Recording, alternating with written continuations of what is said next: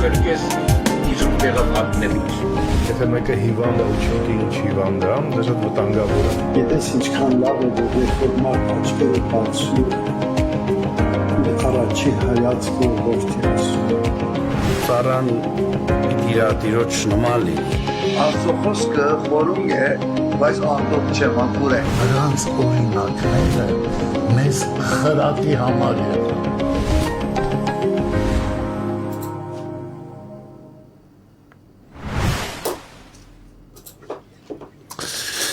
Բարի լույս, թող օրը բարի լինի բոլորիս համար, փառք Տիրոջը, Աստված այսօր էլ արեգակը ծագեց մեզ համար եւ դա Աստծո մեծ ողորմություն է սելի քուրեր եղբայրներ,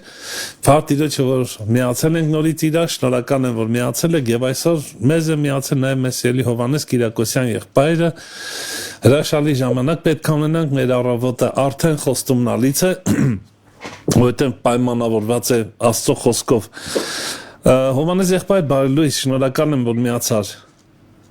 Ես էլ Instagram եղբայր, ինչպես միշտ։ Փառք Տիրոջ։ Փառք Տիրոջը։ Փառք Տիրոջը, այսօրվա շատ խորհրդավոր վերնագիրը կարծես ինչ-որ բան է հուշում ես եւ կուզեի մի փոքր խոսայք փոխվել թե փոխարինվել։ Ես ձեր նախաբանի ես վերնագրից կարծես թե փոքրիկ եզրակացություն եմ անում, ավելի լավ է փոխարինվել, քան փոխել, թե փոխվել։ Փոխվելն է լավ, թե փոխարինվելը։ Այսպեսի հարց բարձրացավ իմ մեջ։ Սիրով լսում ենք քեզ, եղբայրս։ Իրականում այո, կա փոխվել, բայց փոխարինվելով փոխվել։ Ահա։ Այսինքն դրանք իրարամերժ չեն, բայց ես նկատեցի, որ շատ կարևոր է որոշ զատորոշում, այսպես ասած, դնել ես երկու բառերի մեջ, փոխվելու եւ փոխարինվելու, որովհետեւ եթե մեր փոխվելը մենք ըմբռնենք մեր սեփական մեղավոր բնույթի բարելավման տեսանկյունից, այսինքն մենք նրան վերցնենք եւ սկսենք բարելավել։ Այդ դեպքում կսխալվենք, այդ տեսակ փոխվելը ճիշտ չի լինի։ Բայց եթե փոխարինվի, այսինքն անցնի մահվան, թաղվելու եւ հարության գործընթացով, այդ դեպքում արդյունքը, որ կլինի նույնպես փոխվել, բայց կլինի ճիշտ փոխվել։ Արդարացի, հա, կարելի ասել։ Կլինի աստվածահաճո։ Եվ որովհետև այլ կերպ ասած ավելի շեշտված ասեմ, հարցով ասեմ, ինչպես եք մտածում, արդյոք մենք հին ուխտը փոխում ենք, օրենքը փոխում ենք շնորհքով, թե փոխարինում ենք շնորհքով։ Այսինքն նոր ուխտը եկավ նա փոխելու, թե փոխարինելու։ Բա։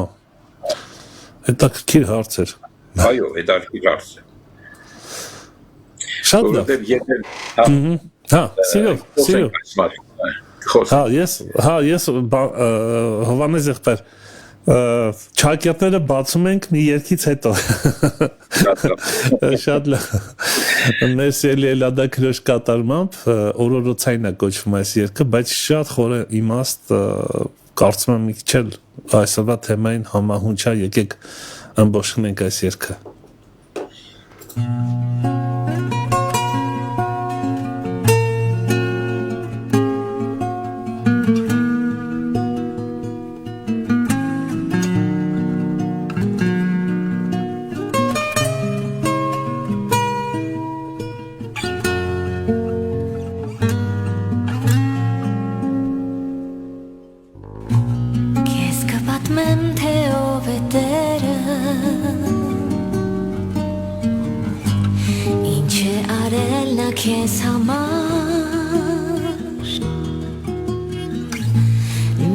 բժշկել է քո ցավերը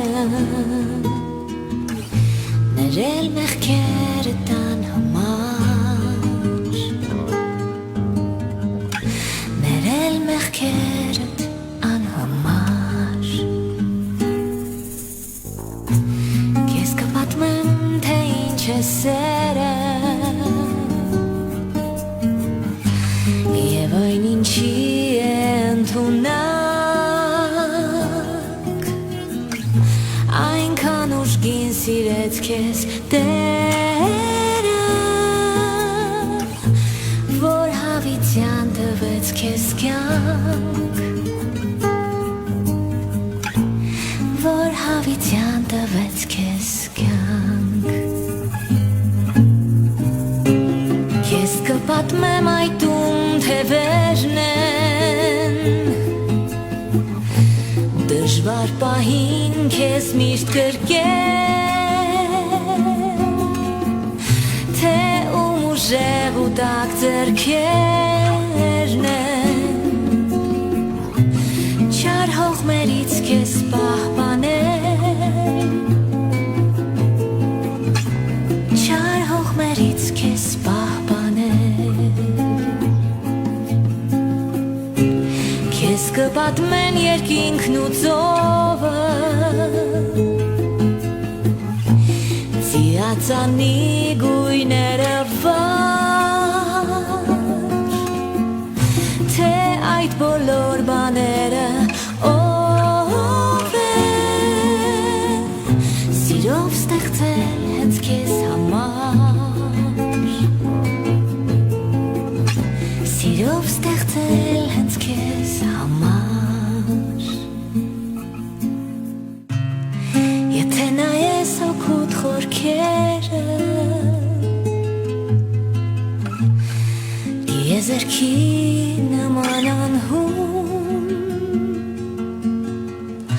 Դու կիմանաս թե ով է Տերը Եվ թե որքան է քեզ սիրում Եվ թե որքան է քեզ սիրում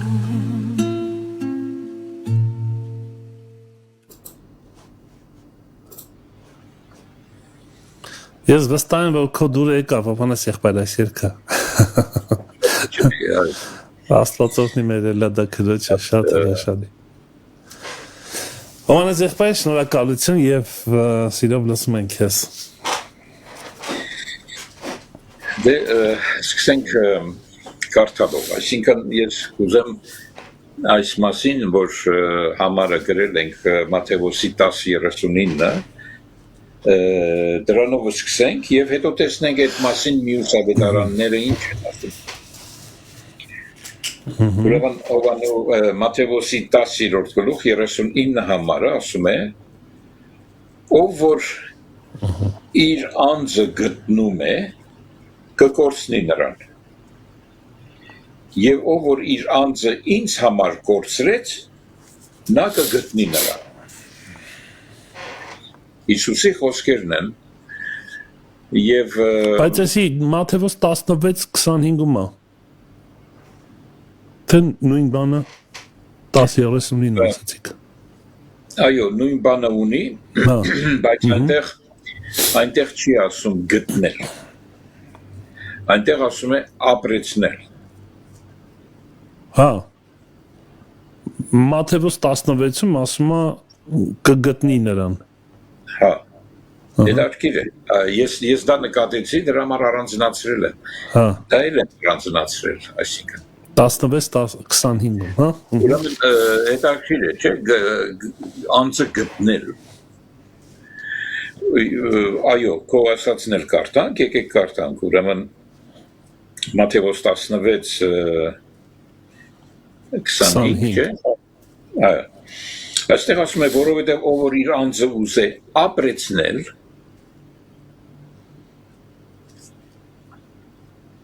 կկորցնի նրան, եւ ով որ իր անձը կորցնե ինձ համար, կգտնե նրան։ Նույնը չի, իմաստը վերջին հաշվով նույնն է, բայց ներկայացման ձևերը տարբեր են, այսինքն տարբեր շեշտավորում ունեն, որը մեզ կօգնի ավելի ծավալով ըմբռնել այդ հարցը։ Ավելին ասեմ, ուրեմն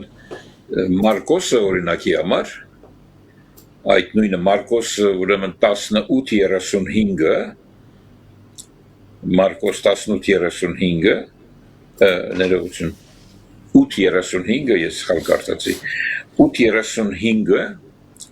ասում է որովհետև ով որ կամենա իր անձը ապրեցնել այստեղ էլ ապրեցնելն է կկորցնե նրան եւ ով որ իր անձը ինձ համար եւ ավետարանի համար կորցնե նա կապրեցնի նրան մի նոր բան է ավելանում տեսնում եք ինչ է դարձից կառույց է սա իսկ Հովանեսը շատ զարմանալի բան է ասում ինքը որ ասում ենք սիրո առաքյալ է իսկապես որ սիրո առաքյալ է Հովանու 12-րդ գլխի ուրեմն 25 համարը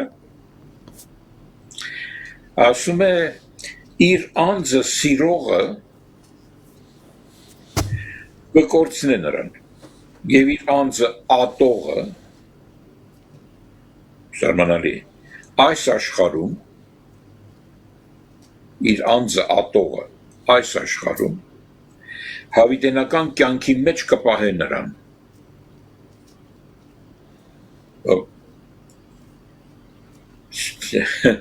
չգիտեմ արդյոք մի հատ համարը նորից կասեք այս վերջինը Հովանեսի բոլոր ասեմ թե Հովանես Հովանես 12:25 Մերսի Պերես 12:25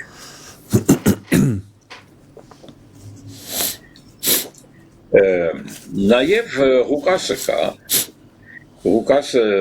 ասում է ուրեմն 9-րդ գլխի 24 համարում ինքը նույն ձևով է ասում ուրեմն որովհետև ով որ կամենա իր անձը ապրեցնել կկորցնե նրան եւ ով որ իր անձը կորցնե ինձ համար նա կապրեցնե նրան ասում են նույն ձևով ինչը որ մենք Մատթեոսի ուրեմն պատկերը ավելի դառնում է ծավալային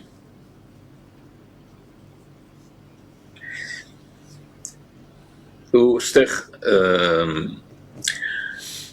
հակասականը կամ ասենք պարադոքսը որն է որ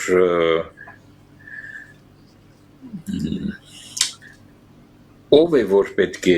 վերջին հաշվով գտնի ապրեցնի սիրի իրականում նա է ով պիտի կորսվի ատվի եւ այլն Այսինքն ձեր բերման համար ինչ որ մահա պետք կորցնելա պետք այդ իմաստով ինչ որ բան ձեր բերման այո բայց խնդիրը նա է որ այն որը որ պետք է դա անի միևնույն ժամանակ պետք է կորսվի եւ ատվի այսինքն եթե դա մեր եսն է ուզում եմ ասել նայեք որտեվ ուրիշ թարգմանություններ կան, որ ասում են, որ իր անձը ուզենա ապրացնել, այսինքն, այո, այստեղ էլ կարծացինք, կամ իր ինքը ով լինելը, կամ իր կյանքը, եւ այլն, տարբեր թարգմանություններ կա, բայց իմաստը նույնն է։ Այսինքն, ես ուզում եմ այստեղ մեջտեղ բերել շատ հետաքրքիր հակասական կոնֆլիկտային, ասպես ասած, իրադրություն, որ հետո կարողանանք տեսնել ինչու՞մն է բանը, որովհետև եթե մեկը ինձ ասում է, որ գիտես ինչ, դու պետք է քեզ ուրանաս, այսինքն դու քեզ ատի, բայց դու քեզ մի գտիր, դու քեզ կորցրու, որովհետև եթե դու ինքդ քեզ գտնես, կկորցնես։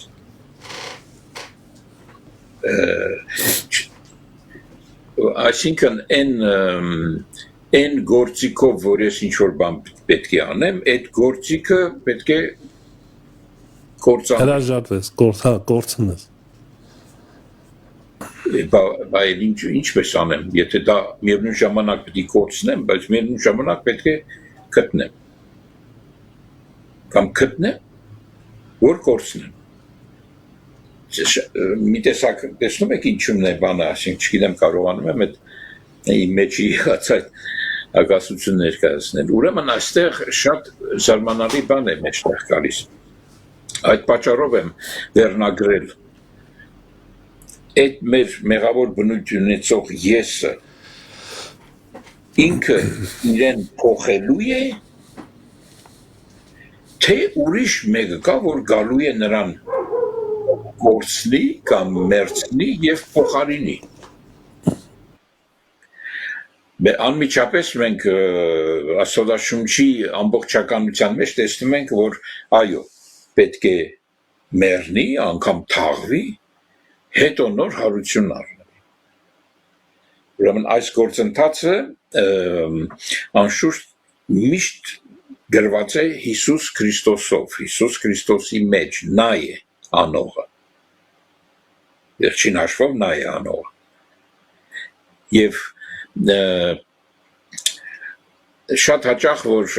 խոսում ենք, որ մեկը ասենք, ինձնից սկսած, որովհետև ես ժամանակին այդպես էի ասում և հպարտանում էի, որ ես փոխվել եմ։ Ես փոխվել եմ։ Ես այլևս այս չեմ, այն չեմ անում, այս չեմ անում և այլն, հիմա ես փոխվել եմ։ Հետո նայում էի մյուս եղբայրքույրերին, ասում էի, այ դուք չես փոխվել։ Տես ոնց եմ ես փոխվել, պետք է այսպես փոխվել։ Բայց իրականում դա սխալ էր։ Միկրոֆոնը տանջատված է։ Այսինքն պետքա փոխարինվես, որպեսի փոխվես։ Առանց փոխարինվելու փոխվելը կեղծիք է։ Ով է փոխարինողը և ով է փոխվողը։ Կարևոր է, որովհետև մենք չենք վերցնում հին տիկերը և մեջը նոր գինի լցնում։ Ճիշտ։ Չէ, Հիսուս մեզ ասեց, որ նոր գինին նոր տիկերի մեջ են լցնում։ Են հինը չենք բարելավում, նա չի բարելավվում։ Ոնց էլ բարելավես, մի ծակ կմնա, և ընդեղ դրա համար մի ուրիշ օրինակ էլ բերեց, չէ, ասեց, որ հին լաթի վրա նոր կարկատան չեն անում, որովհետև որքան էլ որ կարկատես, նորից հին է, միտեղ կպատրվի և չի ստացվի։ Այսինքն ուզեցավ ասել, որ այդ կտորի օրինակով ցույց տալ, որ հին տիկերն էլ չեն բարելավվում, նրանց չես կարող ինչ որտեղ կարկատել, որ նոր գինի լցնես մեջը։ Ուրեմն վերջի ինքը եզրակացրեց այս երկու օրինակները տալով, որ վերջին հաշվով նոր գինին նոր տիկերի մեջ են։ Այստեղ է գաղտնիքը, որ այդ մեր հին մարդ կոչված ինչը պետք է անենք դրա հետ։ Կարկատենք։ Ինչպես միշտ անում ենք այդ խոստովանություն ենք։ Այսինքն ինչ որ մի մեթոդներով, ինչ որ մի ձևով փոխենք նրան։ Ինչ անենք։ Այդպես է դուրս գալիս։ Մեզ բարոյական խրատական քարոզներ տա, մենք էլ այդ օրը դոզան ստանանք, մինչև մյուս կիրակի։ Յոլա գնանք, տենանք մյուս կիրակի ինչ ենք ստանում։ Այդ պատճառով եմ ասում, որ անգամ եթե չհամեմատենք, ասենք, Կիրակիի կամ եկեղեցու, դա եւ ճիշտ է ասած այդ, բայց մեր անհատական կյանքի մեջ, այսինքն Դե հենց դա է, այո։ խորապես համոզված ենք, որ մեր հին մեղավոր բնույթը, մեր եսը չի բարելավվում։ Նրան հնարավոր չի բարելավել, ոչ կարկատել, հնարավոր չի։ Ուրեմն նոր ուխտը, երբ որ գալիս է, հնարավոր չի այդ հին տիկերի մեջ լցնել։ Հին տիկերը չկարողացան օրենքը կատարել։ Չեղավ։ Օրենքը ինքը բարի է, ասում է Աստծո խոսքը, բայց մենք ենք մեղավոր, որովհետև օրենքը անընդհատ ցույց է տալիս մեր մեղավոր բնույթը։ Որքան օրենքը շատանա, այնքան մենք կդառնանք մեղավոր։ Եվ առաքյալը մեզ բացատրում է, որ այդ պատճառով, երբ որ փոխարինողը եկավ, այսինքն շնորհքը, որ եկավ ոչ թե ինչ որ օրենքի մեջ ինչ որ բաներ փոխելու, ինչ պիտի փոխես, գրված է մի սպանիր, ոնց պիտի փոխես, ինչ փոխենք, ասենք մի քիչ սպանիր, բայց լրիվ չէ, ինչ փոխենք, այսօր ոնց կարող ենք փոխել, կամ մնացած բոլորը, մի գողացիր, ինչ փոխենք, առաքյալը դրա համար ասում է, որ հիմա ինչ եք ասում, մենք գործենք, որ շնորհքը շատանա, այսինքն ինչ որ բաներ փոփոխենք, փոփոխելով ինչ որ շնորհք շատանա, այդպես հնարավոր չի։ Ինչպես եք ասում, չէ որ այդտեղ մահ գոյություն ունի։ Տեսեք Հռոմայեցիս 6-րդ գլուխը, այդպես է սկսվում, ասում է, ինչ ասենք, մնանք մեղքի մեջ որ շնորհքը շատանա, կավլիցի, մենք որ մեռանք մեղքին։ Էր ինչպես դեռ կապրենք նրանում։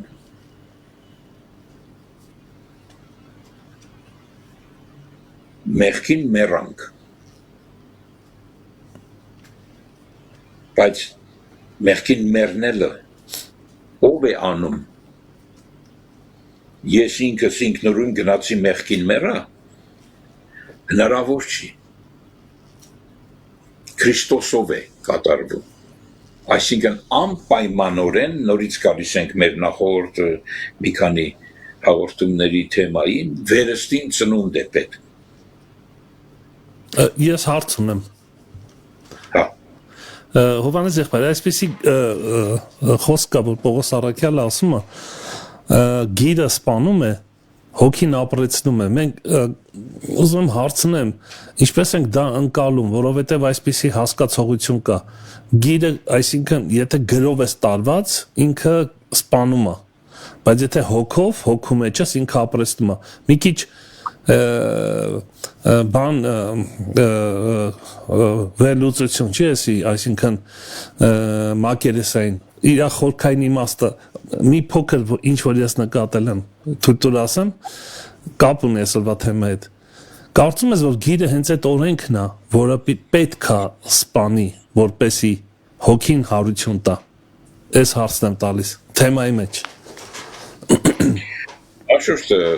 գիրը սպանում է, բայց հոգին այսինքն մահ պետք է լինի, որպեսի հարություն լինի, այդ իմաստով է խոսքը։ Իհարկե, անպատճառ կապ ունի իրար հետ, եւ կապ ունի նաեւ այն գաղափարի հետ, որ Հիսուս Նիկոդեմոսին ասեց նա իր այս մարմնից ծնվածը մարմին է, բայց հոգուց ծնվածը հոգի է։ Ուրեմն խնդիրը գալիս է նորից դրան, հոգուց ծնված հոգի։ Մարմնից ծնված մարմնի բարելավումը չէ։ Նա մահկանացու է, ապականյալ է։ Չես բարելավում։ Եվ այստեղ նաև ինչպես է տեղի ունենում 6-րդ գլխի հաջորդ համարներում կա ասում է կամ չգիտեք թե քանիներս որ Հիսուս Քրիստոսով մկրտվեցանք նրա մահվանը մկրտվեցանք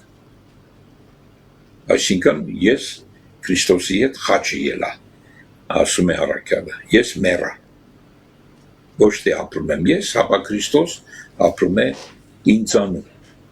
ինչպես է ապրում շարունակությունը ասում է մկրտությունով նրա հետ թաղվեցանք մահի մեջ որ ինչպես Քրիստոսը հոր փառքովը մեռելների միջից հարություն առավ այնպես մենք էլ կյանքի նորոգության մեջ ման գանք որովհետև եթե նրա մահի նմանությունով նրա հետ տնկվեցանք ապա նրա հարությանն էլ նման կլինենք այս գիտենալով որ մեր հին մարդը նրա հետ խաչվեցավ որ մեղքի մարմինը խափանվի որ այլևս չծառայենք մեղքին որովհետև նա ով մեռնում է արդարացած է մեղքից եւ եթե Քրիստոսի հետ մեռանք հավատում ենք որ նրա հետ էլ կապրենք եւ այլն եթե շարունակեք կտեսնեք ավելի խորը պարզաբանումներ այսինքն Քրիստոսի մահը նրա թաղվելը եւ հարությունը սա բարելավման process չի, սա փոխարինման process է, փոխարինման գործընթաց է, ով է գալիս փոխարինելու մեր մեղավոր բնույթը,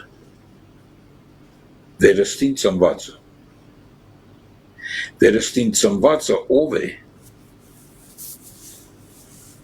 իմ եսն է, չէ, վերստին ծնվածը Աստծո սերմով ծնվածն է, նա Աստծո որդի է, և դուք գիտեք, որ այդ սերմի մեջ մեղք չկա, այդ սերմից ծնվածը մեղք չի գործում, նա կոչվում է Աստծուց ծնված, հոգուց ծնված հոգի, ուրեմն այս հոգին է, որ հարուցյալ զորություն ունի, կորցնելու, սպանելու, մերցնելու մեր հին մեղավոր բնույթը, այսինքն մեր անձը, մեր եսը, և նրան փոխարինելու։ Նա չի անտեսում խաչը, մի անգամից կա հարության և ասի հեսա փոխվեց, ոչ, չի փոխվի, պետք է մեռնի, որ փոխարինվի, գաղտնիքը այստեղ է, իմ վերնագիրը, որ ես դրել եմ, փոխվել, թե փոխարինվել, սա ի նկատի ունը, փոխարինվել, այո, բայց քանի որ դա տեղի է ունենում այս մեր մարմնի մեջ, որը մեղավոր բնույթով աճած իր եսը կազմավորած մի անձ է, ինքնություն է և ինքը ասում է ես եմ, չէ, և սա մենք տեսնում ենք, ես շատ հաճախ եմ ասել, որ երեխաները մեծանալով սկզբից չեն գիտակցում իրենց ով լինելը, բայց օրերից մի օր ասում են, որ ես եմ, և որ ասում են ես եմ, սկսում է ուրիշ խնդիր, ասում են սա իմն է, և վեճեր են առաջանում, որտև են մյուսն էլ է ասում ես իմն է, երեխաների մեջ այդպես իմն է, ծնողներն էլ ուզում են բարելավել, անընդհատ սովորեցնում են, որ չէ, սա իրենն է, դու սրանով խաղա, դու և այլ, այսինքն կրթում են նրան, որ նրա այդ էությունը բարելավեն, որքան ենք չարչարվում մեր երեխաներին բարելավելով, և ես չեմ ասում, որ չպետք է բարելավենք, ուրիշ ճար չունենք, դրան նաև ասում են զսպիչ ուժեր օգտագործել, զսպիչ ուժեր, այսինքն սանձը մի ձևով, բայց դա չի լուծում հարցը, Չի լուծում հարցը, որովհետև քո ընտանիքի մեջ ենթադրենք քո օրինակով, քո գիտակցությամբ, քո չափանիշներով, ամեն ընտանիք իր չափանիշներով մեծացնում է երեխային եւ իր մտքի մեջ այն չէ, որ նրան վատ է անում, այսինքն չար բան չի սովորեցնում, նրան ուզում է, որ նա հաջողի այս կյանքում։ Նպատակը սա է, որ այս կյանքում հաջողի, լինի ուսման միջոցով, լինի ինչ-որ արհեստի միջոցով, լինի եւ այլն, եւ ցավոք սրտի կան ծնողներ, որոնք սովորացնում են նաեւ խաբել, գողանալ, որտեղ տեսնում են, որ այս ամբարիշտ աշխարհի մեջ ամբարիշտներն են, այսինքն խփի, ծեծի, ջարդի, որովհետեւ վաղ մյուսօր այս ընտանեկան կոկոնից դուրս կգաս ու կհարցակվեն քո վրա։ Ուրեմն ինչ անես, պաշտպանվես։ Գոյությունը պաշտպանես։ Գոյատևես։ Ինչ որ երբեմն ծնողները կառուցում են այն բարելավման ճանապարհով, կրթելու եւ դաստիարակելու ճանապարհով, գալիս է մի պահ, որ ընկնում է ուրիշ ազդեցությունների տակ։ Փոխի ազդեցությունների տակ իր բակի կամ դպրոցի ընկերների ազդեցության տակ եւ այսպես շարունակ։ Այդ ժամանակ ծնողը այլևս ոչինչ չի կարող անի, մանավանդ երբ որ հասնում է որոշակի տարիքի, ասենք 16-ից այն կողմ եւ այլն 18, այլևս ոչ մի իրավունք էլ չունի։ Հովանես եղբայր, կներես, շատ կներես, ճիշտ դիպուկ տեղին մի հատ բան եմ ուզում համար ժողովողից, ներողություն առակացից, Սողոմոնը շատ հետաքրքիր բան ասում է գնա մրջունի մոտ եւ ասում է ուտես եւ իմաստուն եղիր, որ իշխան, ոստիկան եւ տիրող չունի, շատ հետաքրքիր է։ Ասում է, բայց իր կերակուրը պատրաստում է ամառը, նկատում ես, որ այն օրենքը իրան մեջ է, երբ որ օրենքը իրան մեջ է գործում, գեն օրենքի, ինքը կարիք չունի ոստիկան, օրենքը ընդեղ անելիք չունի, այսօրվա կարծես թե ինչ որ հիմա ասեցի, սա հասկացա, տարբերությունը ինչքան մեծ է, իրան պետք չի սանձել, խրատել, ուղղորդել, ինքը իր մեջ կրում է դա արդեն, այդ համակարգը իրեն ուղղորդում է, կներես ընդհատելու համար, բայց ուզեցի անպայման սա։ Այո, որքան էլ որ բնությունն էլ կրում է անեծքի հետևանքներ, ամբողջ արարչությունը, այնուամենայնիվ բնաստով շատ ավելի զարգացած են կենթանական աշխարհը, քան մարդը։ Պատճառը մարդու գիտակից լինելն է, որտեղ գիտակցությունը եկել է փոխարինելու մեր բնազդին, որպես բնազդային մարդ ունենք մենք բնազդի, իհարկե ունենք։ Եվ խիղճը կա, որը նաև չէ, Աստծո օրենքն է թելադրում խիղճը։ Այո, մենք թե իմացական, թե զգացական, թե կամային ոլորտում ունենք բնազդային կողմ, բայց շատ թույլ են դրանք զարգացած, այն պատճառով, որ գիտակից ենք, ասուն ենք, անասուն չենք, բան ունենք մեր մեջ, հասկանում ես, բայց խնդիրը նրանումն է, որ այդ կարողությունները, իմացական, զգացական կամային կարողությունները մի էության իշխանության տակ են, որի մեջ կա մեղքի օրենք։ Դա հենց այդ մենք ենք, այդ եսն է, որ ուրիշ ճար չունենք, նրան մեծացնում ենք, կրթում ենք, զարգացնում ենք, այդ եսը, բայց մեկ նպատակով բարելավելու, որովհետև անխուսափելի է, որ նրա մեջ չար բաները չբուսնեն։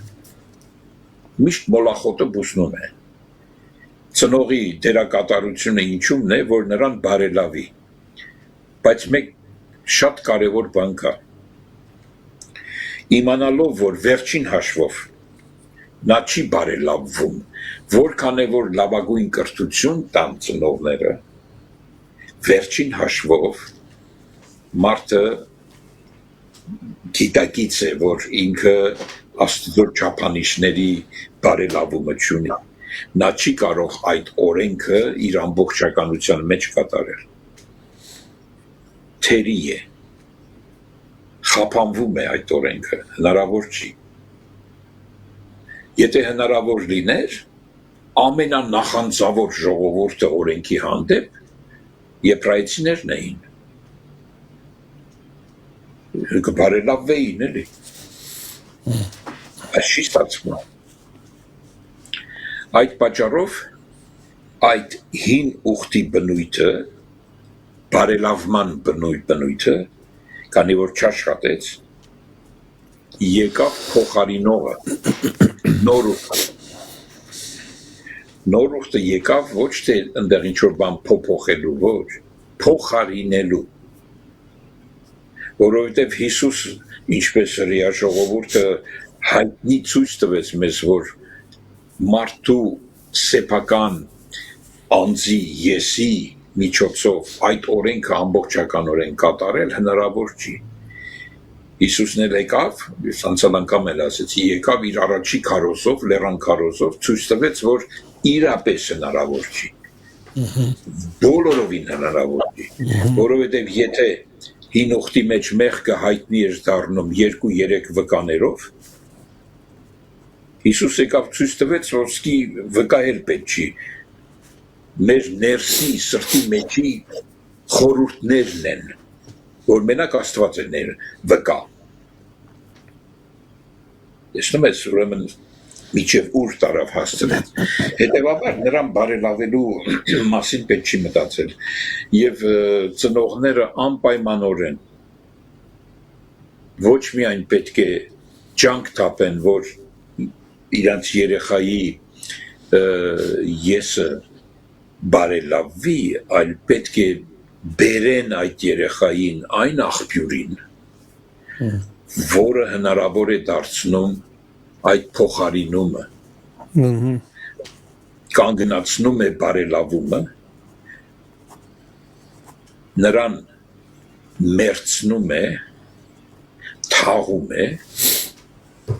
եւ իր հարուցյալ սորությամբ նոր արարած է դարձնում վերածնվելով, ծնունդ տալով նրան։ Ում է ծնունդ տալիս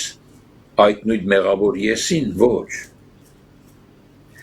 Ծնվողը Աստծո որդի է,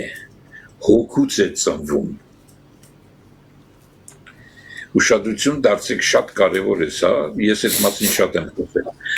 Ուրեմն Հիսուսը ինքը, Քրիստոսը, Աստծո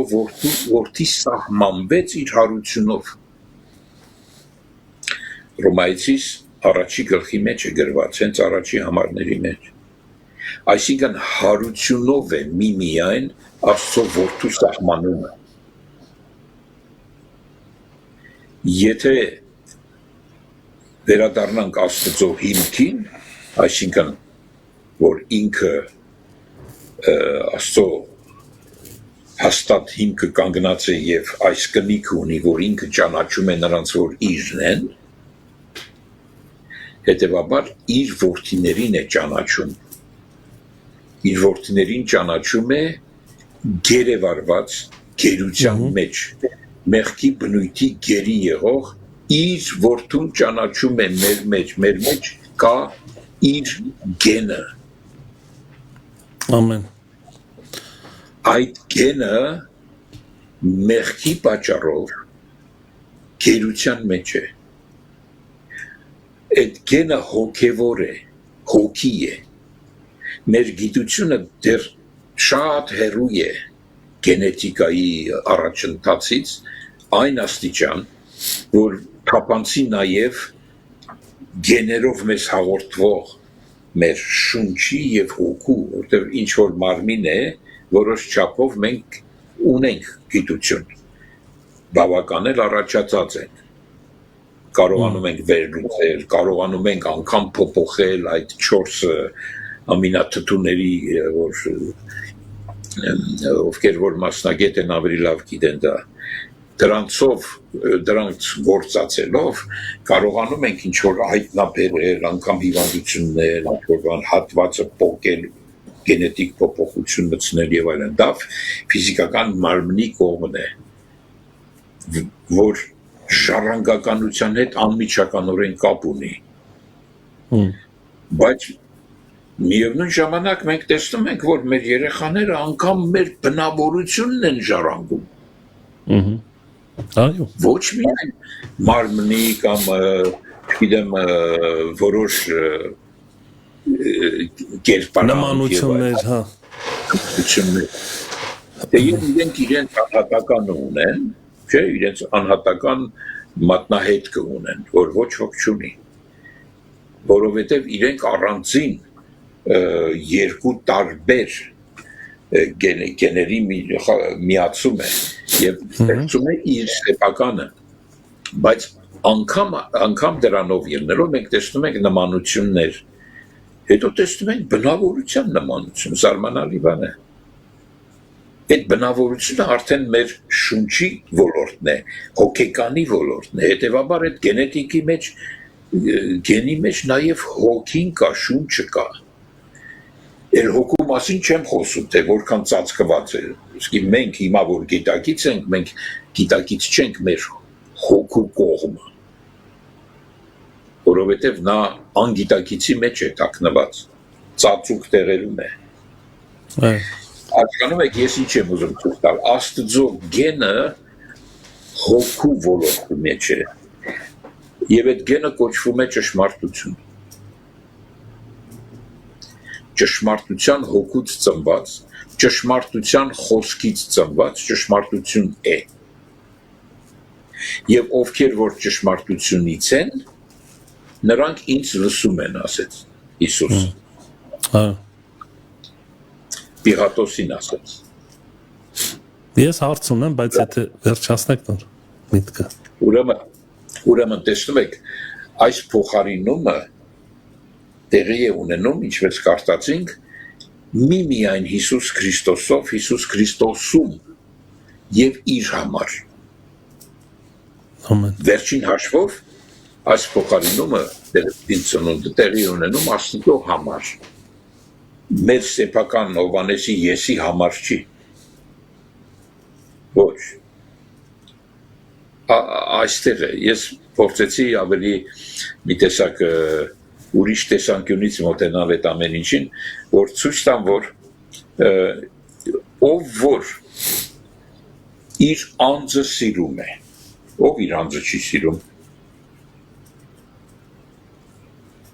ըստ որում մենք դա ենք դաստիարակում մեր երեխաներին,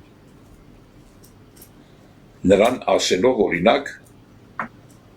ինքնասիրություն, չէ, մեկին ասում ես մարդը ինքնասիրություն չունի,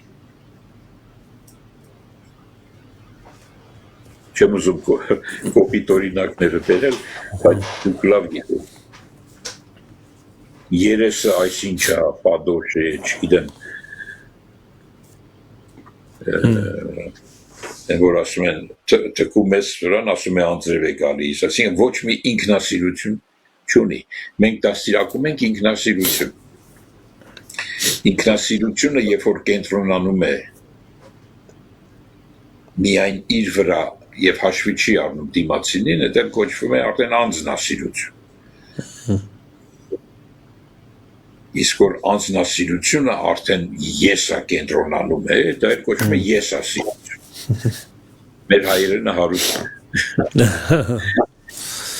Եվ մենք այս տարբերություններով մեր երեխաներին դաստիարակում ենք եւ այլն, որ լավը լինեն, որ այդ եսը լավը լինի։ Բայց ամեն ծնող, որը Աստվածաշունչի հիմքերին ծանոթ է, նա պետք է գիտակից լինի, որ ինքը նույնպես մարդ է, եւ ինչպես Աստծո խոսքը մեզ ասում է, որ եթե դուք մարդ եք, ձեր երեխաներին բարի բաներ եք ուզում անել ձեր կարծածի պես, կամ դաստիարակում եք ձեր երեխաներին հնարավորին չափ ձեր բարիի չափանիշների համեմատ, որքան ավելի ձեր երկնավոր հայրը, հոգիների հայրը, որ կրթում է, ծեծում է, խրատում է իր որդուն։ Որտեւ եթե դա չանի, ուրեմն իր որդին չի խորտ։ Այսպես ուրեմն հիմա հարցը պատրաստի, ես մի նախադասություն էլ ասեմ, որ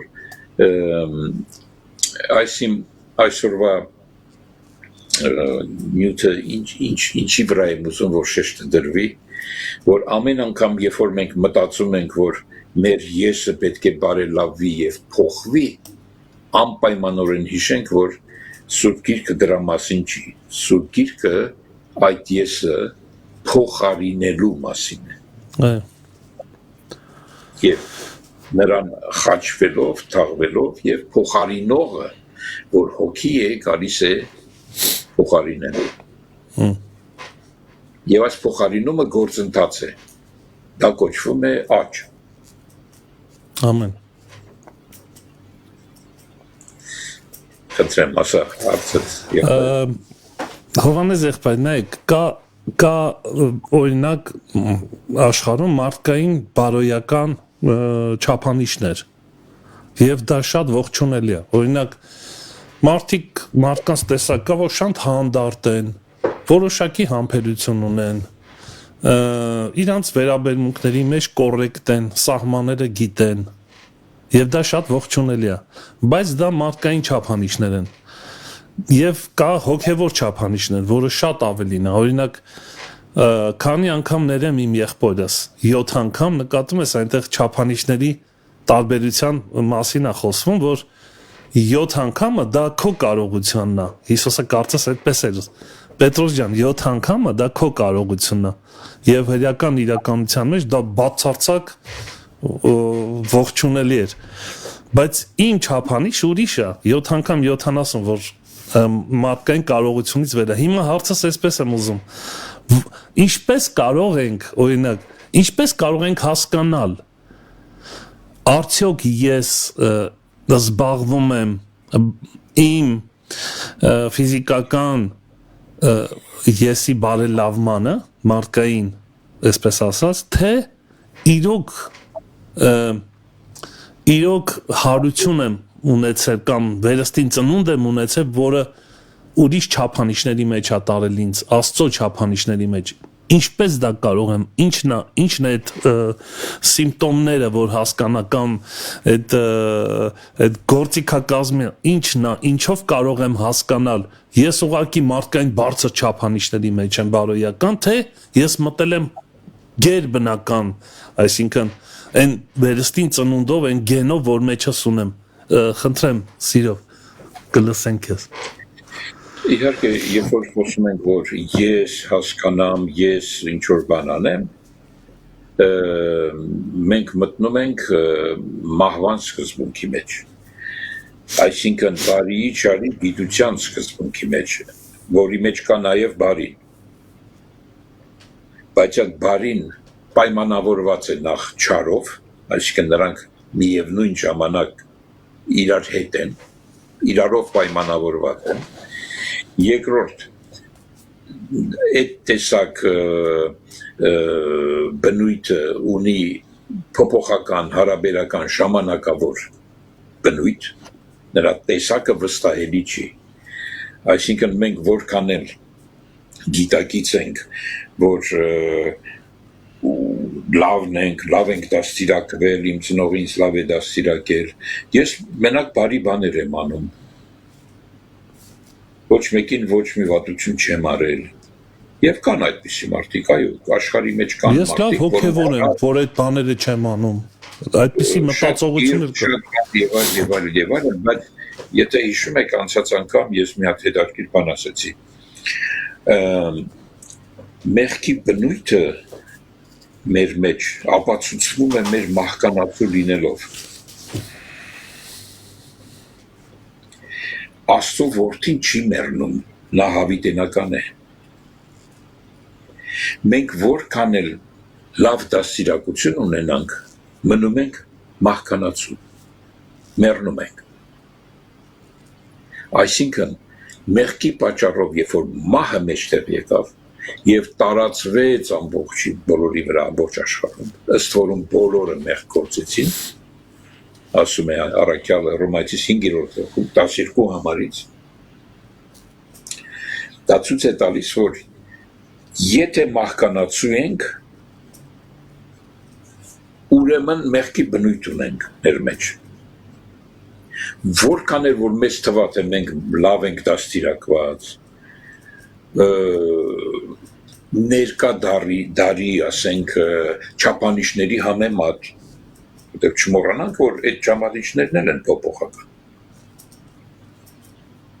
Մի 100 տարի առաջ բարիի չափանիշները տարբեր էր, հիմա տարբեր է։ Մի քանի տարիներ առաջ, ասենք մի 100 տարի առաջ գեղեցիկի վերաբերյալ մեր ունեցած պատկերացումը ուրիշ էր, այսօր ուրիշ է։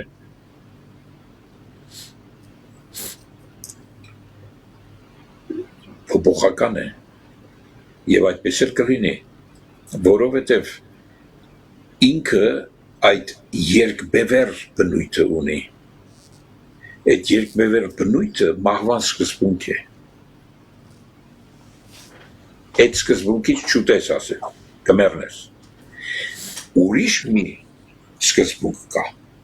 այդ էլ կենաց ծառի սկզբունքն է, որը ըստ էության բացարձակ է, անփոփոխ եւ հավիտենական։ Եվ գերբնական։ Եթե նա բնական էր երկրային, Եվ սահմանափակ։ Եվ սահմանափակ, այո, իհարկե, ես ասացի, ժամանակավոր, հարաբերական, փոփոխական եւ ըստ էության անվստահելի։ Մյուսը գերբնական է, որովհետեւ եթե բացարձակի հետ գործ ունես, հավիտենականի հետ գործ ունես եւ անփոփոխի հետ հաստատուն, ուրեմն գերբնականի հետ գործ ունես։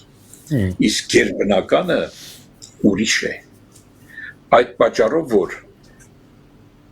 Հիսուս մեզ անընդհատ ասում է, որ ոչ թե ձեր այդ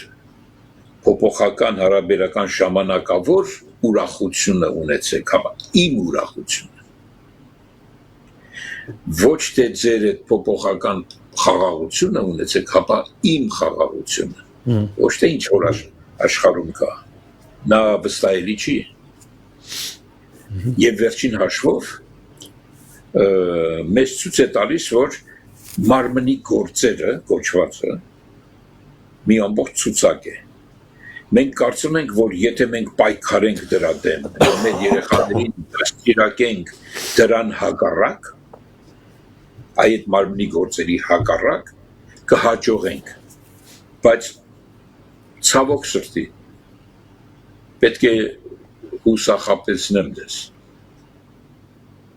Չենք հաջողի, որովհետև մենք ինքներս այդպիսին ենք։ Մեկը կա, որ հաջողում է, որը չունի իր մեջ մեղքի օրենք։ Նա եկավ, որպեսզի այդ մեղքի հետևանքը եղող մահը իր մահով հաղթի նրան։ Այստեղ է հաղթությունը։ Նրանք, ովքեր գիտակից են աստվածաշնչյան հիմքերին, ասում են, նրանք իրենց երեխաներին ոչ միայն կչարչարվեն դաստիարակելու այդ բոլոր նորմաների համեմատ, ինչպես ասացիր, հապա ջանք կտապեն, որպեսզի նրանց բերեն վերստին ծնունդի։ Ինչպես բերեն, նախ իրենց սեփական կյանքով, իրենց սեփական բնույթով, ցույց տան, որ այո, գոյություն ունի ներել, մի 7 անգամ գոնե ների, երբ որ գալիս է քեզնից ներողություն է խնդրում, մի խստացու սիրտդ ների։ Բայց Հիսուս մի ուրիշ բան ասեց։ Հիսուս այնպիսի բան ասեց, որ չի բխում մեր բնական հենց այդ երկբևեռ բնույթից։ Նա բերեց գերբնական կենաց ծառի մի բնույթ։ Այսինքն մեզ նորից մցրեց մի այնպիսի կաղապարի մեջ, որ ցույց տա, որ ձեր մեղավոր բնույթ ունեցող եսը չի կարող։ Չի կարող, եղբայր, Լեռան Քարոզը գիտես ինչի համարով, որ ցույց տա, որ մեր մեղավոր բնույթը չի կարող։ Նրա համար չի, որ դու այդ եսդ վերցնես ու գնաս փորձես անել, չես կարող, կծախողես։ Վերջում էլ այնպիսի մի բան է ասում, որ ասում է, դուք մարդ եք, փարիսեցիներն էլ նույն բանն են անում, ձեզ բարև տվողին բարևում եք, ձեզ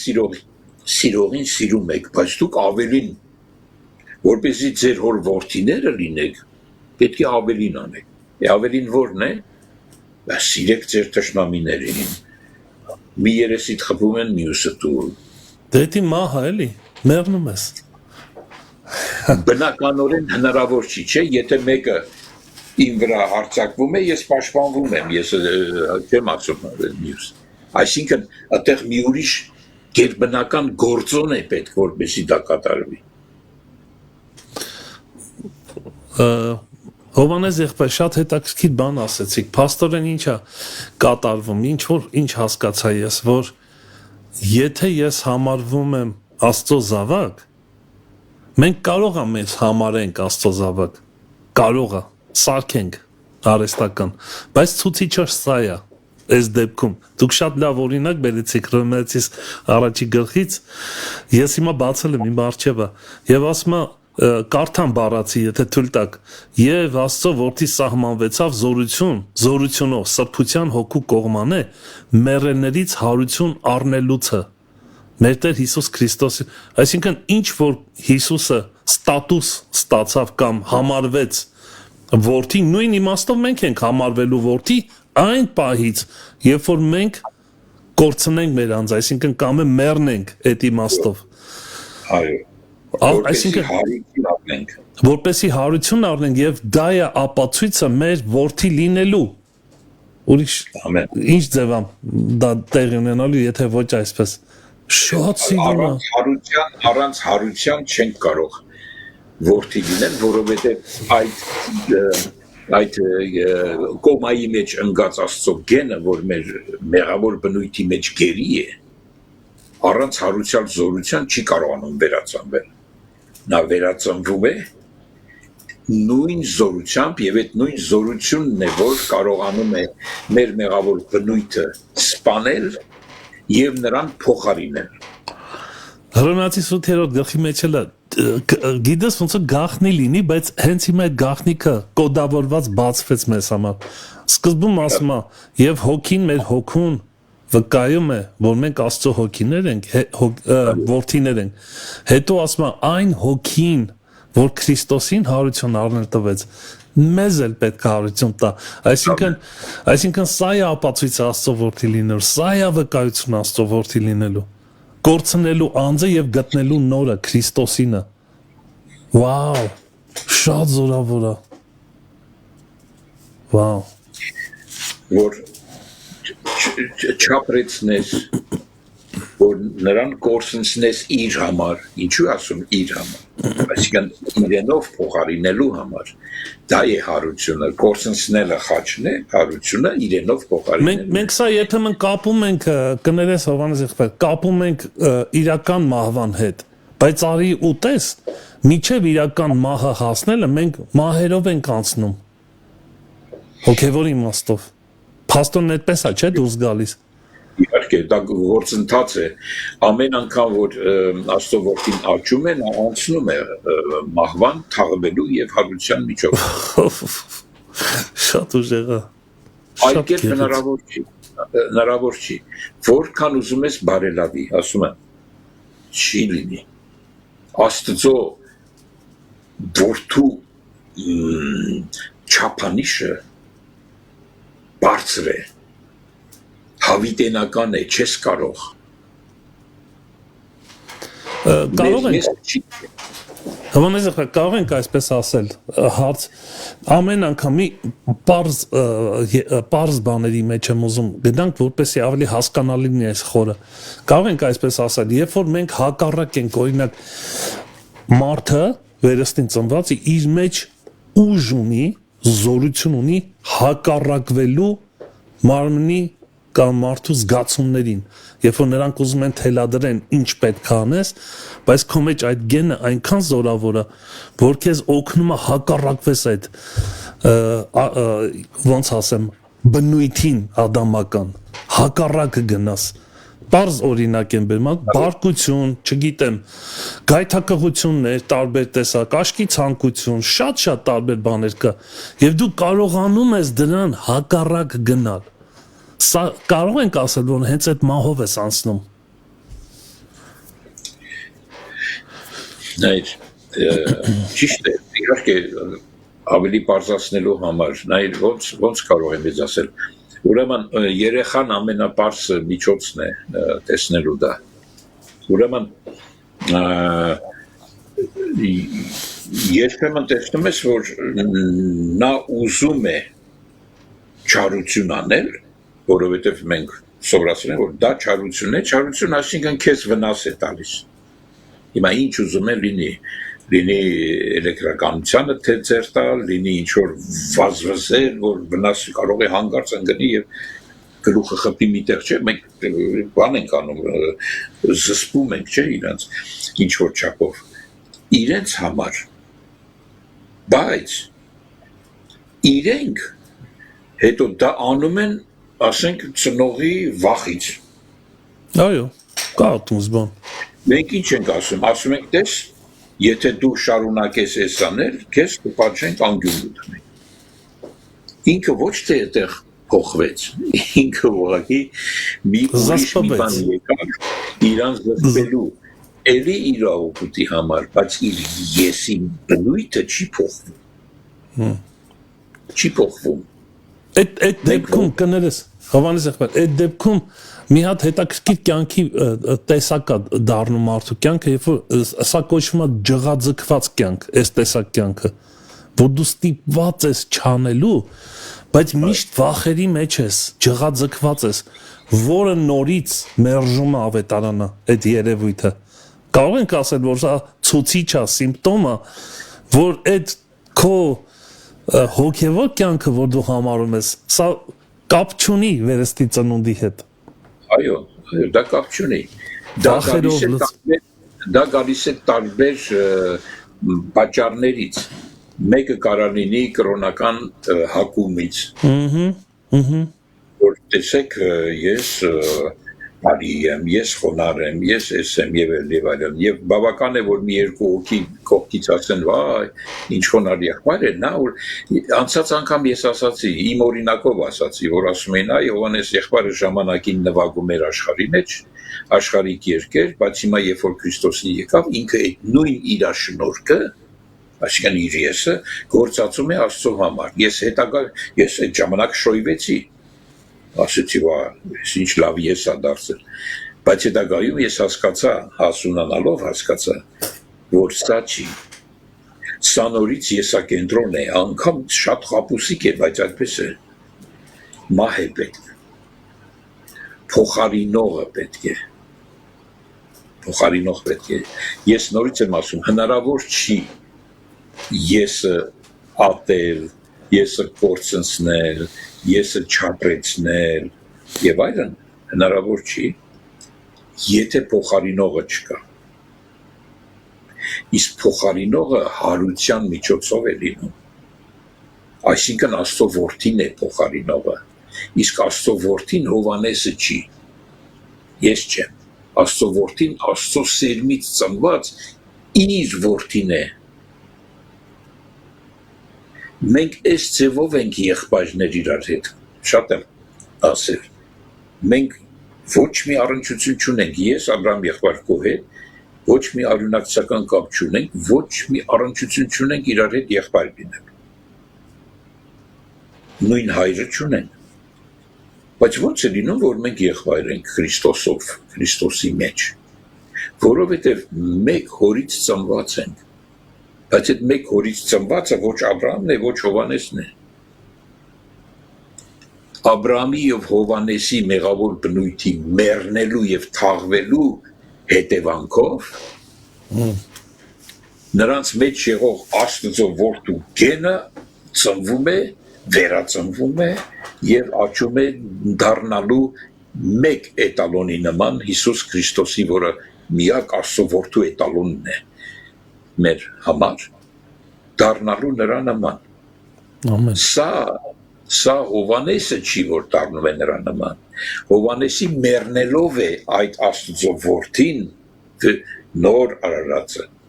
նրան փոխարինում։ Ամեն։ Դրա համար մենք երբեմն շփոթում ենք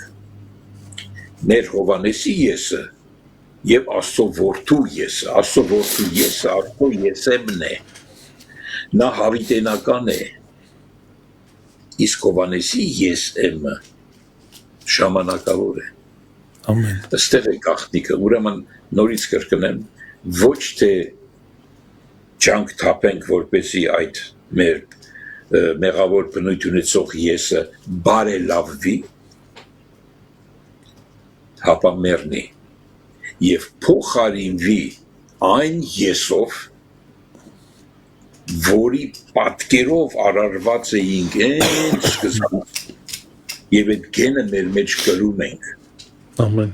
Այդ պատկերը փոխարինելու մեզ։ Ամեն։ Այս է Ամեն։ Տեստեր։ այսօրվա ուղերձի, այսպես ասած, թիրախը։ Հովանես եղբայր, շատ շնորհակալ ենք, շատ կարևոր թեմա էր, իրոք։ Եվ ասեմ, որ այս շատ արդիական է, որովհետև այսօր շատ մենք ավելի զբաղված ենք դաստիարակելու մեր եսը, դաստիարակչական այսպես մեթոդներ օգտագործելու, քան մեռնելու մեր անձի համար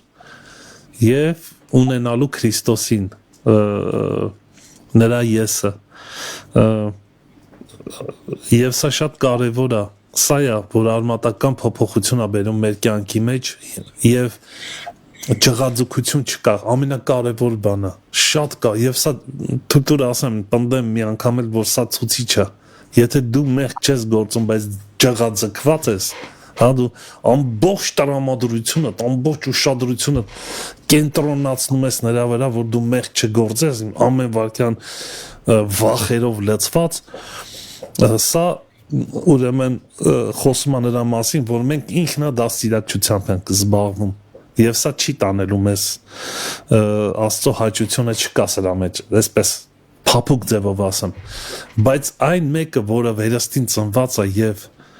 հաղթական է, կարող է անկնի, չէ՞, մենք քանի անգամներ կարող է շեղվի, կարող է գայթի, կարող է անգամ մեղքի մեջ ընկնի, բայց իր մեջ այդ գենը գիտակցությունը սա է, դա իմը չի, դա ես չեմ, դա օտար բան է, ես դա չեմ սիրում, ես զգում եմ, որ դա իմը չի։ Այ եկան կտեղ, որ մեր իր անձը ատում է։ Այո։ Ասում է, նա ով որ իր անձը սիրի, կկորցնի, ով որ ատի, այ Հովանեսն է ասում։ Բայց ով է ում ատելու, սա է խնդիրը։ Եթե մենք նորից շոյենք մեր եսը, ասենք, Հովանես ջան, դու ինքդ քեզ ատի ու հպարտացի, որ կարողանում ես քեզ ատել, դա չի իրականում, սա է խնդիրը։ Գաղտնիքը ստեղ է, այդ կրոնական այդ հաճույքը ստանալը, հասկանում ես, ինձ նեղը գցելու բան, առաքյալը այդ մասին էլ է ասում, դու կարծում եք, թե դրանով է ձեզ ճնշումներ ստեղծելով եւ, չէ, դա չի, նոր բնույթը մեղք չի գործում, Աստծո որդին, Աստծո ծնվածը մեղք չի գործում, նրա էության մեջ չկա դա, որտեւ այդ սերմը, որից ծնվել է, դրա մեջ չկա դա։ Այո։ Այդ սա է ստեղծում այդ մթնոլորտը, որ չսիրվի,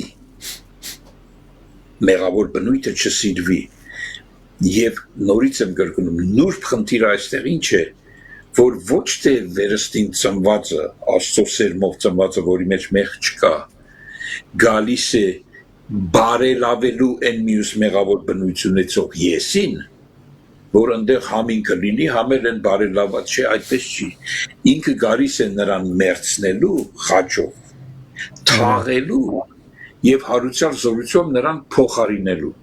Ամեն։ Այդ երբ որ որքանով որ փոխարինել է եղբայրս, այդքանով ենք նման Աստծուն։ Ամեն։ Բայց ինչպես ասացիր, ասում ես, բայց կարա մեղ գործի, Աստծուց ծնվածը մեղ չի գործի։ Նա չի գործի։ Մեղ գործողը միշտ մարմնից ծնված մարմինն է, միշտ հին մարդն է, արտաքին մարդն է։ Նա է մեղ գործողը։ Քանի դեռ չի մեռել, մենք կտեսնենք նրան մեղ գործելուց։ Դա իր բնույթն է, ուրիշ բան չի կարող անի։ Բայց ով է որ չի սիրում դա։ Այդ չի սիրումն է որոշում։ Այդ չի սիրումը, չսիրել մեղքը վերստին ծնունդով է մեջտեղ գալիս առաջին։ Այո։ Դա համար եմ ասում, վերստին ծնունդով սկսում է մեր մեղավոր բնույթի մահը, այսինքն մեղավոր բնույթը ինչ է։ Սիրում ենք մեղքը, սիրում ենք մեր եսը, սիրում ենք ես եւ այլ եւ այդ սիրելու բնույթը նրան ապրեցնելու սա է մեռնում։ Մենք այլևս գիտակից ենք այդ մեր եսի ինչ լինելուն։ Եվ այդ գիտակցությունը գերբնական միջոցով է բերում, դա Աստծո գիտակցությունն է։ Նա է հայտարարում, սրտեր քննողն է հայտարարում, թե ով ենք մենք։ Ամեն։ Եվ այս ամեն ինչի հիմքում Հովհաննես եղբայր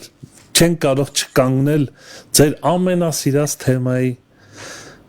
կետին։ Հովհաննես ասում է սիրո մեջ վախ չկա։ Հենց այդ վախի մասին է խոսում, երբ որ մեկը մեղքեր չգործելու վախ ունի իր մեջ, հա, եւ ջղաձգված կասեր, դա ցույց է տալիս մեր վերստին ծնված լինելը, Աստծո փոխադարձ, ինչպես դուք եք ասում, երկկողմանի սերը,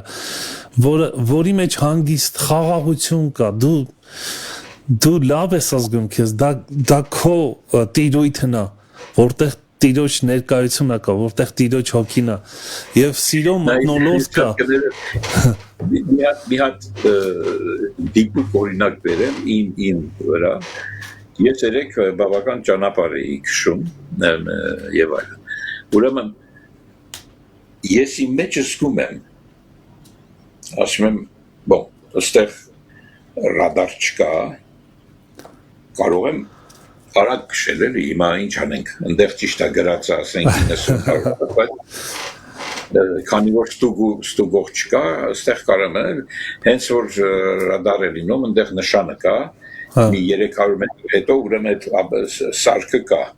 այդտեղ կդանդաղացնենք ինչ է եղել։ Ես տեսնում եմ, որ իմ մեջ Հովհաննեսը այդպես հնարքներ ունի։ Եվ դրա հետ կապված է նաև վախ, զգուշացում, աման հանգարց բաց չթողես ուշադիր եղի բանը, թե։ Հետո ասեցի, բոն, ես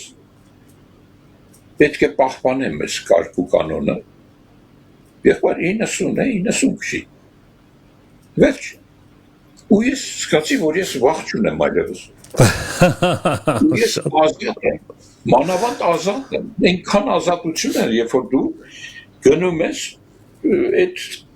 կարգերի համեմատ, ոչ մի տեղից քեզ չի կարող վախացնել, քեզ չի կարող հանդիմանել, քեզ չի կարող մեղքի համար պահանջել։ Դες ես փոքր օրինակ եմ բերում, բայց եթե ես մնամ Հովհաննեսի բնույթի մեջ, նա կսկսի այդպես հնարքներ ունել։ Իբր թե լավագույն ճարպկություն ընտրեմ։ Հələ չեմ ասում, որ ըստեղի ռադարները, չգիտեմ ձեր մոտ ինչպես է, ուրեմն միշտ հանում է 5 կմ/ժ, որտեղ հաշվի առնում կարող է սխալվի եւ այլն։ Սխալի տոկոսը, ուրեմն 5 հավանականությունը, եթե գրած է 90, դու կարող ես քշել, ասենք 94։ Ու էդի օգտագործում են, չէ՞, 94 կարելի է։ Իհարկե, զապասով, որ 95-ը կարող է վտանգավոր լինի, ավելի լավ է մի հատ պակաս, ոնց որ հրյաները 40-ից ճիպոտից մի հատ պակաս, որ հանգարց այդ 40-ը խփելուց երկու անգամ չխփեն, դառնա 41։ Ուրեմն շատ ճիշտ նույն հոգեբանությունն է։ Տեսնում ես։ Դա է։ Այսինքն դու զգուշ ես, նո՞, որ այդ բանը հանգարց, բայց դա ինչ է, դա ինչ մտորլորդ է ստեղծում քո մեջ։ Մարդ կա ասում է հպարտ է ինքը տենց բաներ անելուց։ Ես սենց արեցի, ես գիտեմ եւ այլն։ Շատերը կամ տեսնում ես ճանապարհին, ինչ 110, ինչ 150 արվածում տենում է։ Փողը շատ է, էլի է թափում է, չգիտի որտեղ ծախսի։ Դե ես ինչ վրա։ Ով է ազատ նա, այդտեղ ով է վախենում, ով չի վախենում։ Այո։ Սիրո բնույթ ունեցողը Աստծո սիրո, առանց պայմանների սիրո, մեջը վախ չունի։ Չունի։ Տենսերը, որ պայման է դնում, այդ մեջը վախ ունի։ Այո։ Չխառնենք հանկարծ այդ սերերը։ Ես նորից եմ ասում, այն սերը, որը այդ երկբևեռ բնույթի մեջ է, մարմնական,